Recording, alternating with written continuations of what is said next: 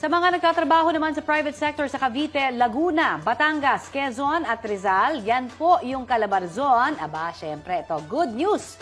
May dagdag na tayong pang-budget dahil may dagdag sahod na po. Ayun, sa mahal ng mga bilihin, at least meron ng pampunang kahit papano. Oo nga, kaso Pero magkakasya kaya yun. Yun nga, di ba? Yung ating dagdag na yan, yung sinasabi nila na 35 pesos, parang magkano na ang kamatis? Oo, di ba? Isang kilo. Sabi ng Department of Labor and Employment, 35 nga hanggang 50 pesos ang madadagdag sa arawang sahod.